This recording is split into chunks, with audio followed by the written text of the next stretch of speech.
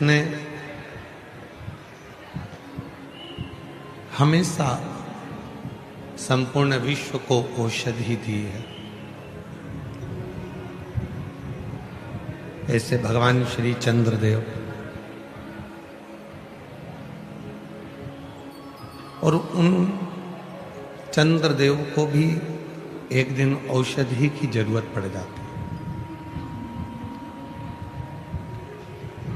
शिव महापुराण की कथा कहती है, भगवान शंकर का पवित्र चरित्र कहता,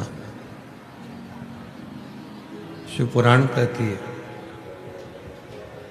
छोटा हो बड़ा हो, गरीब हो अमीर हो, कोई भी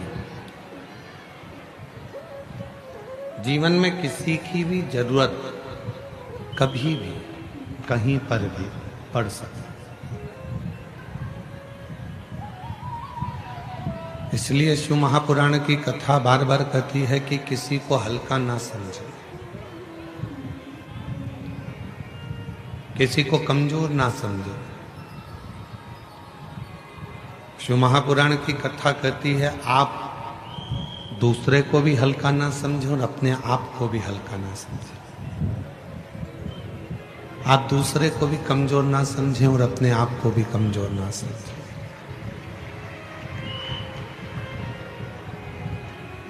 जीवन का कोई भरोसा नहीं। ये मानव की जिंदगी, मानव का जो जीवन है, मानव का जो जीवन है, कब कहाँ किससे काम पड़ता है, कोई भरोसा नहीं।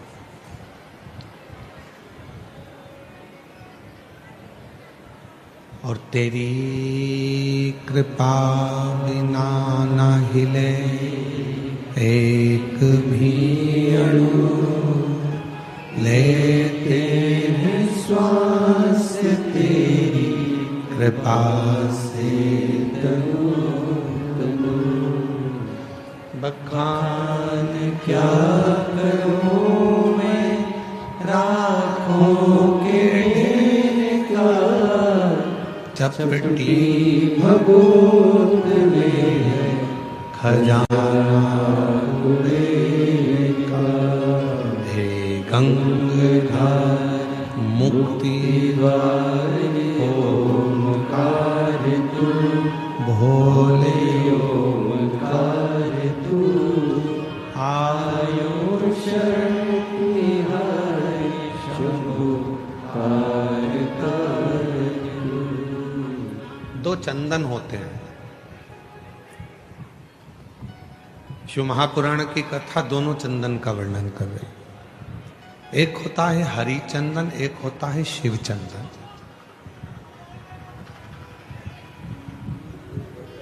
और दोनों चंदन बहुत कठिनता से नहीं बनते। पूर्ण समर्पण के साथ में ये दोनों चंदन का निर्माण होता है। हरि चंदन तुलसी अपने आंगन में रहती है। तुलसी का पौधा जब सूख जाता है तो तुलसी की जो लकड़ी होती है उसको घिसकर पानी में भगवान को लगाया जाता है। वो चंदन हरि चंदन कहलाता है। और कोई बेलपत्र का वृक्ष जब सूख जाता है और उसकी जो लकड़ी होती है, उस लकड़ी को घिसकर जो चंदन बनाया जाता है और शिव को लगाया जाता है, उसको शिव चंदन कहते हैं। और दोनों चंदन अपना अपना कार्य करते हैं।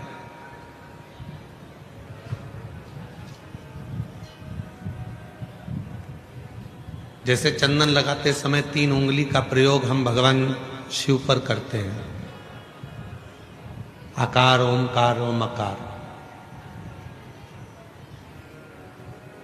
ये 3 उंगलियों का प्रयोग हम शिव जी पे चंदन लगाते समय करते हैं।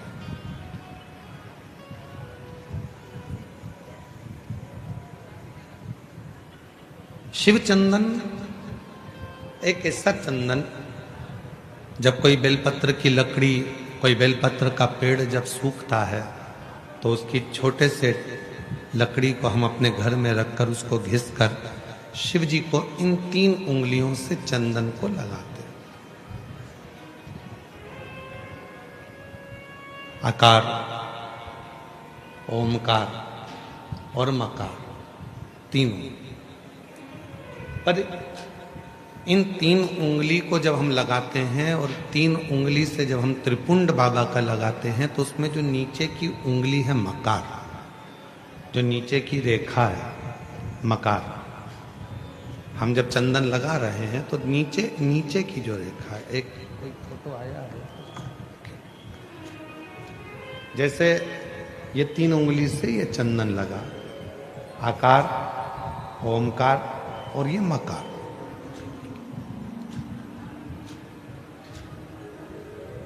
अब दुनिया की दृष्टि में लोगों को लगता है कि चंदन की लकड़ी से जो हमने चंदन लगाया वो भी श्रेष्ठ है, पर बेलपत्र की लकड़ी से जो हम चंदन लगाते हैं, चंदन घिसते हैं और वो भगवान शिव को लगाते हैं, उसमें जो ये मकार वाली रेखा है, जब हम 3 उंगली लगाते हैं तो नीचे की जो मकार की रेखा है उस रेखा का थोड़ा सा चंदन, यदि कितना भी बीमार व्यक्ति है उसके कंठ में अगर वो चंदन मकार की रेखा का थोड़ा सा चंदन उसके कंठ पर लगाना प्रारंभ कर देते हैं तो 15 दिन में वो पलंग पर से उठकर बैठना प्रारंभ कर देता है, कितना भी बीमार क्यों। आकार, ओमकार और मकार, 3 रेखाएं हम चंदन की खींचते हैं। जैसे इसमें 3 रेखा खींची, 3 रेखा। एक हरी चंदन है जो तुलसी की लकड़ी को घिसकर, जब तुलसी सूख जाती है, तुलसी जब सूख जाती है तो उसकी लकड़ी को घिसकर तैयार करा जाता है, उसको हरी चंदन कहते हैं। और वो हरी चंदन भगवान नारायण को, शालिग्राम भगवान को, भगवान नारायण को, भगवान विष्णु को वो हरी चंदन लगाया।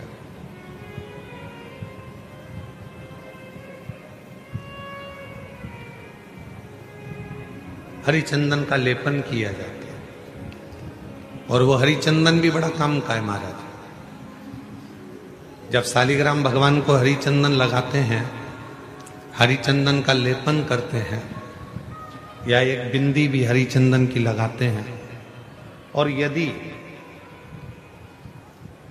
वो हरी चंदन का एक छोटा सा अंश मात्र भी हम लेकर आए, और जिसको दमे की शिकायत होती है, श्वास की शिकायत होती है, चढ़ने में चलते चलते हांपड़ी भरा जाती है, हाँप भरा जाती है, डॉक्टर ने कह दिया कि फेफड़े 70%, 60%, 80% खराब हो गए हैं, काम नहीं कर रहे, उस व्यक्ति के हृदय पर, वक्ष स्थल पर यदि वो हरी चंदन का लेपन जो शालिग्राम भगवान पर, भगवान श्री हरि पर, राम जी पर, ठाकुर जी पर, कृष्ण पर, लड्डू गोपाल पर जो आपने किया है, उसको यदि हम लगाना चालू करते हैं तो उसको भी फिर चलने में तकलीफ नहीं आती और फेफड़े उसके काम करना प्रारंभ कर देते हैं।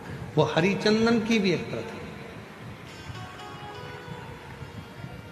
तो 2 चंदन, एक हरी चंदन, एक शिव चंदन।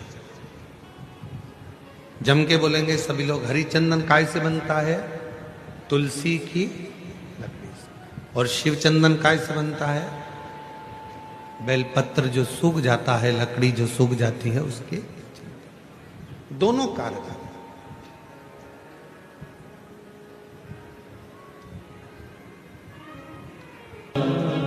नित्य पूजन का एक फल।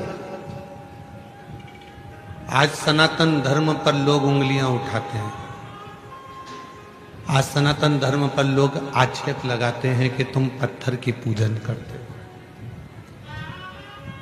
आज सनातन धर्म पर लोग उंगलियां उठाते हैं कि तुम मंदिर जाते हो, जल चढ़ाते हो, पत्थर पर जल ढोलते हो। एक एक साइंस के एक एक उद्देश्य को यदि उठाकर पढ़ोगे तो पूरा साइंस हमारे सनातन धर्म की प्रधानता बताता है, और सनातन धर्म में जितनी पूजन की पद्धति है वही साइंस ग्रहण करता है, वही साइंस। आज दुनिया के लोग इस साइंस वाले कई लोग कह देते हैं हम सनातन को नहीं मानते, ये सब आडंबर है, सब पाखंड है, सब ढोंग है। नहीं,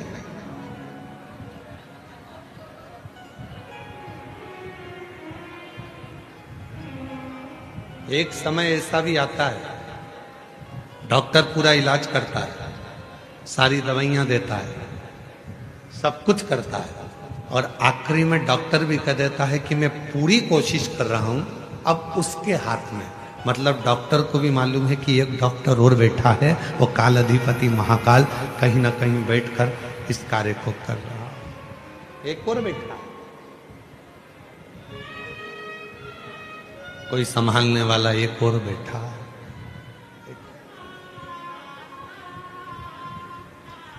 शिव कथा कर रहे हैं। कल कथा में कहा था कि दुनिया में किसी की सामर्थ्यता नहीं है कि कोई तुम्हारा बुरा कर दे, अपना बुरा हम खुद कर रहे हैं,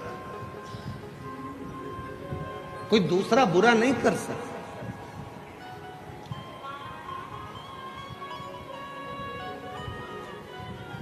किसी की सामर्थ्यता नहीं हो सकती कि कोई तुम्हारा बुरा कर दे।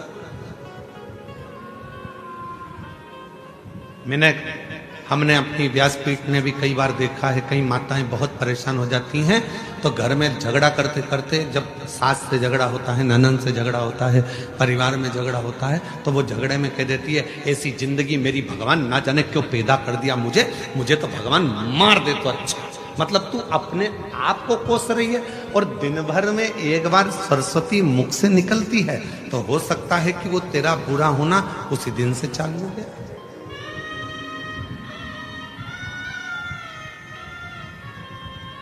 कई बार पुरुष, मेरे जीजा हुन भी जब परेशान हो जाते हैं तो कहते हैं भगवान ये शरीर तो भगवान तूने ऐसा दे दिया। कई माताएं दिन भर बैठी बैठी सोचती रहती हैं कहीं मुझे ये बीमारी तो नहीं हो गई, मेरे शरीर में गठान हो गई, कहीं मुझे ये वाली बीमारी तो नहीं हो गई, मेरे को भोजन नहीं पच रहा तो मुझे ये बीमारी तो नहीं हो गई, मेरी आंखें दुख रही हैं तो आंखों में ये बीमारी तो नहीं हो गई, मेरी कमर से चलते नहीं बन रहा तो मेरा कहीं गुरिया तो नहीं खसक गया, मेरा घुटने से चलते नहीं बन रहा, मेरा घुटना तो बेकार नहीं हो गया, कहीं घिस तो नहीं गया।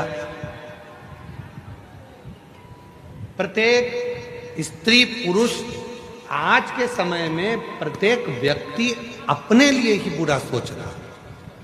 मेरे को ये तो नहीं हो गया, मुझे ऐसा तो नहीं हो गया, मुझे वैसा तो नहीं हो गया, और दिन भर वो जब अपने बारे में गलत गलत गलत गलत सोचता है तो उसको अपने आप शरीर में गलत होना प्रारंभ हो जाता है। और जिसने ये सोच लिया कि मुझे कुछ भी नहीं हुआ, फिर तो परमात्मा ऐसी कृपा करता है कि कुछ हो भी रहा होता है तो परमात्मा उसको अच्छा करता है।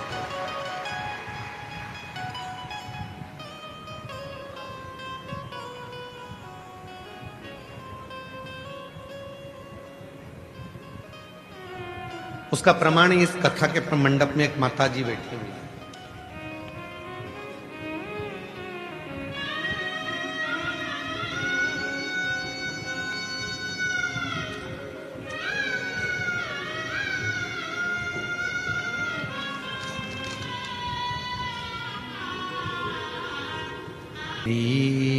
कृपा बिना न हिले एक भी अणु, लेते हैं श्वास तेरी कृपा से तनु तनु।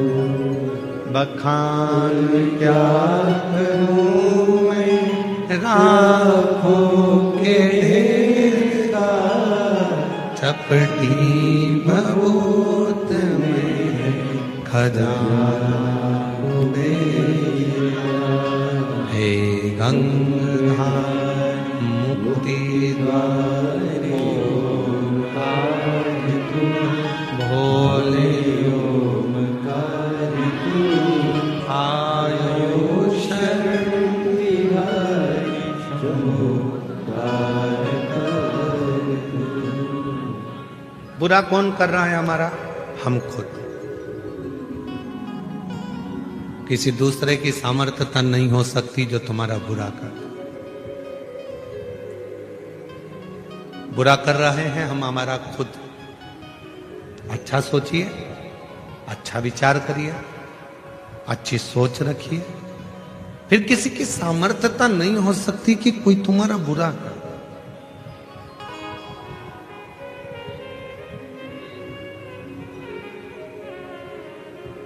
मुझे लग रहा है कि मेरा तबीयत में ऐसा होगा तो वो होगा, और तुमने सोच लिया कि मुझे कुछ नहीं होगा, आग लगे बस्ती में अपन रहो मस्ती में, क्या किसको रोइए चादर तान के सोइए, तो फिर कोई तुम्हारा बुरा नहीं कर सकता, कोई।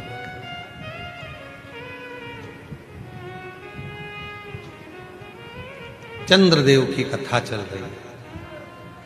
चंद्रशेखर चंद्रमौली शिव महापुराण की कथा चल रही।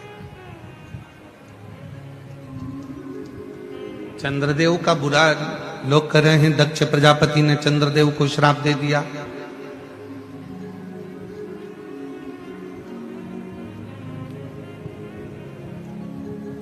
चंद्रदेव को काया का रोग हो गया। चंद्रदेव की काया खराब होने लगी। लोग कर, पर चंद्रमा को यदि दक्ष प्रजापति का श्राप लगा है तो इसमें गलती किसकी है? चंद्रमा की। 27 कन्याओं के साथ में विवाह हुआ है। 27 कन्याओं को एक दृष्टि से देखना चाहिए, एक दृष्टि। पर चंद्रमा केवल एक रोहिणी को सबसे ज्यादा प्यार करते हैं, प्रेम करते हैं, बाकी के 26 पत्नियों पर ध्यान तक नहीं देते। तो गलती खुद की है, श्राप तो लगेगा।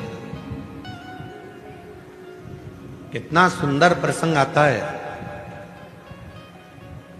इस प्रसंग पर थोड़ा ध्यान दीजिएगा। एक घर के अंदर 4 भाई रह रहे हैं। चारों भाई कमा रहे हैं, व्यापार भी एक ही है, कमा के भी चारों भाई एक ही जगह पर ला रहे हैं। 4 देवरानी जेठानी उस घर के अंदर रहती हैं। थोड़ा ध्यान देना, बहुत सावधानी से इस कथा का स्मरण करिए। 4 भाई एक ही परिवार में रह रहे हैं, एक ही जगह पर कमाकर धन ला रहे हैं, एक ही जगह पर 4 देवरानी जेठानी रह रही हैं। चारों जेठानी देवरानी के बच्चे एक ही जगह पर रह रहे हैं। शिव महापुराण की कथा ये तक कहती है कि अपनी दृष्टि को जितनी देवरानी जेठानी घर में रह रही हैं और जितने भाई घर के अंदर रह रहे हैं, यदि सबकी कमाई एक जगह पर आ रही है तो चारों की दृष्टि एक जैसी रहना चाहिए। ये नहीं कि मेरे बेटे को मैं मलाई का दूध दे दूं और दूसरे के बेटे को सादा दूध दे दूं, मेरे बेटे को मैं घी की रोटी दे दूं, दूसरे को सादी रोटी दे दूं, मेरे बेटे